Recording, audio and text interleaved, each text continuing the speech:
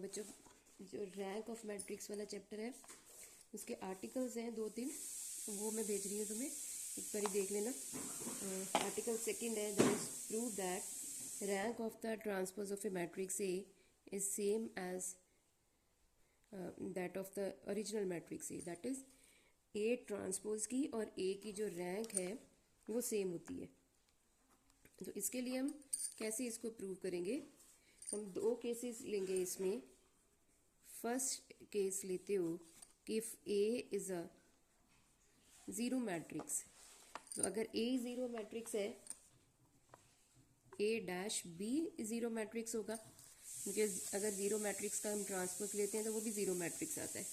तो इस केस में क्या होएगा, rank of A that is equal to zero and that is same as the rank of A dash, because zero matrix की जो rank है वो ज़ीरो होती है। तो यहाँ से हमारे पास क्या आ गया, rank of A is same as rank of A transpose. ये हमारा फर्स्ट केस हो गया।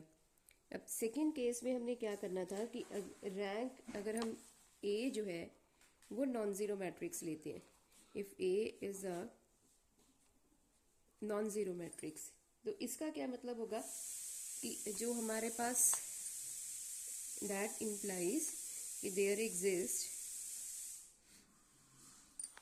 and let rank of A is R.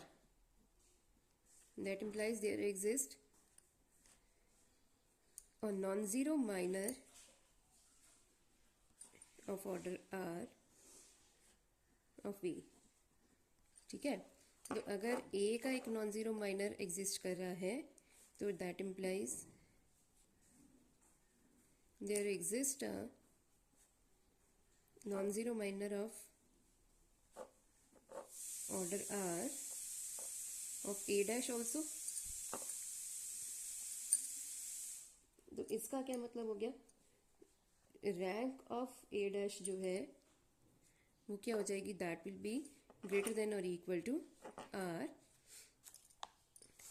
If rank of A dash is greater than R, then by this result let rank of A dash is R plus 1, then again by this result हमारे पास rank of A dash क्या आ जाएगी, that will be greater than और equal to R plus 1। जो ऊपर हमने argument लगाया वही सेम यहाँ पे आ जाएगा, that is rank of A is greater than और equal to R plus 1, because A transpose का ट्रांसपोज क्या होता है, that is A, which is contradiction.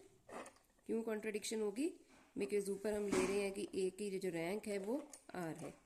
So therefore rank of A dash जो है वो ग्रेटर देन आर नहीं होगी, क्या आ जाएगी, that is equal to R and that is equal to rank of A. So in both the cases rank of A is equal to rank of A dash हो जाएगी, that is transpose की rank A के इक्वल होती है।